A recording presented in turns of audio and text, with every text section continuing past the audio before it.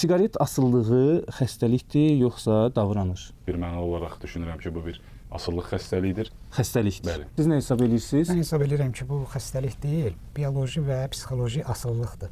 İnsan siqaretə başlayanda doğrudan da öz seçimini eləyir, yoxsa kənar təsirlər buna səbəb olur? Ümumiləşdirib desək, 70% kənar təsirlərdir. Əsasən kənar təsir. Bilirsiniz, hər bir xəstəlik kimi bunun da yaranmasına risk faktorları var deyə düşünürəm və bu risk faktorları istər genetik, istər də sosial yönümlü ola bilər. Siqaret stressi azaldır, real təsirdir, yoxsa illüziyadır?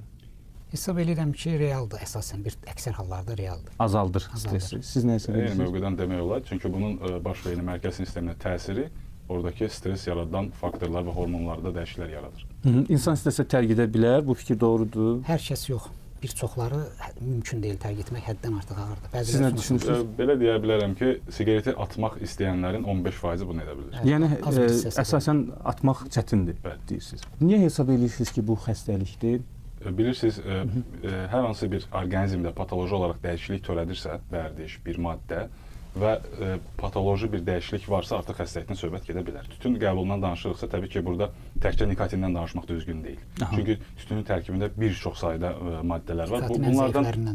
Bunlardan təbii ki, öndə gələni nikotin maddəsidir. Bu maddənin qəbulu mərkəzi sinir sistemində törətdiyi dəyişikliklər, çünki burada nikotinə həssas asetilxolin reseptorları var. Bu reseptorlara birləşmələr, bunların dəyişiklikləri, burada iyon kanallarında olan dəyişikliklər ortaya çıxır ki, bu da ümumi olaraq insanın fizioloji olaraq dəyişiklikləri gətirib çıxarır. Bu mövqeyi nəzərdən düşünsək, mən bunu bir xəstəlik olaraq yanaşıram. Bəli, siz isə dediniz ki, deyil, bu davranışdır, nəyə əsasən? Tək davranış demək olmaz. Bu narkomaniyanın bir növüdür, tabakomaniya. Buna ilkin vaxtlarda tələbat olmadan başlanılır.